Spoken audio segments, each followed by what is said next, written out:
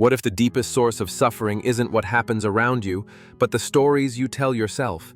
Imagine that this narrative, your running internal commentary, holds the key to transforming depression into hope. Today, you'll discover how Stoic masters like Seneca, Epictetus, and Marcus Aurelius reframed misery at its root and built lives of resilience. And you'll learn practical steps to do the same. Welcome to Cogni Life, where we translate ancient wisdom into everyday tools. In the next few minutes, we'll explore the nature of depression through a Stoic lens, examine scientific research on emotion regulation, and equip you with 3 powerful strategies to reframe suffering and spark genuine hope. Depression affects more than 300 million people globally, both clinically diagnosed and those silently suffering. It can feel like a dense fog that clings to your thoughts, drains motivation, and distorts your perception of reality. You might find yourself thinking nothing matters, or I'm trapped in this darkness forever. While psychotherapy, medication, and community support are fundamental, ancient Stoics recognize the power of our own judgments to shape how we experience pain. Modern neuroscience confirms what the Stoics intuited. When you label an emotion, saying, "I feel sadness," you activate the prefrontal cortex, the brain's executive center, which in turn downregulates the amygdala's fight or flight response. This simple act of naming disrupts the automatic loop of negative thoughts and creates a moment of cognitive control. Seneca called this the medicine of the mind. Epictetus taught that men are disturbed, not by events, but by the views they take of them. Here are 3 Stoic strategies to reframe depressive thoughts and restore emotional equilibrium. Label the thought. The instant a negative or hopeless thought arises, "I'm worthless, nothing will ever change," pause and say aloud or silently, "That is just a judgment, not an objective fact." Research in effective neuroscience shows this verbal labeling reduces emotional intensity by up to 20%. 2. Distinguish what's in your control. Ask, "Is this within my power to change?" Marcus Aurelius reminded himself, "You have power over your mind, not outside events.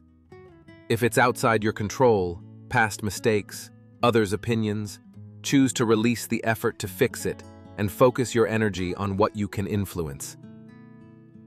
3. Redirect your focus with virtue. Hezbollah.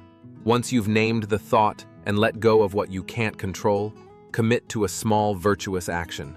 This could be writing down 3 things you're grateful for, offering a kind word to someone else, or simply taking a 10-minute mindful walk. Aristotle called this practical wisdom, where repeated virtuous acts build character and momentum toward well-being. Make the assistant processing the period. Picture waking up in a depressive haze. Your bed feels heavy, your mind resists movement. Apply the steps in sequence. Label the first thought, "I feel stuck." Distinguish control. You can't change the chemistry in your brain instantly, but you control your actions. Redirect. Stand up, stretch mindfully, and write 1 sentence in a journal. "Today, I will notice 1 positive moment."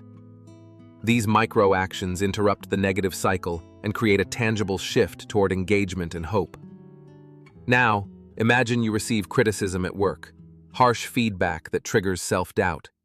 You might think, "I'm incompetent." Pause, label self-judgment, and choose to question it. Is this thought true? Remember Epictetus's advice. It's not what happens to you, but how you react that matters. Refocus by taking a simple action. Ask a clarifying question to improve, or acknowledge 1 thing you did well. This reframing transforms criticism into an opportunity for growth. By consistently applying these strategies throughout your day, morning, noon, and night, you gradually strengthen neural pathways for resilience. Over weeks and months, you build a habit of noticing, pausing, reframing, and acting in alignment with your values. The fog of depression may persist, but you develop the capacity to navigate through it rather than be overwhelmed by it. Depression is a complex condition requiring professional care, yet these Stoic practices offer empowering daily tools to reshape your inner narrative. Try them today and share your experience in the comments. If you found this video helpful, please like, subscribe, and ring the bell for new case studies in thought every Wednesday. This is Cogni Life, philosophy you can practice. See you next time.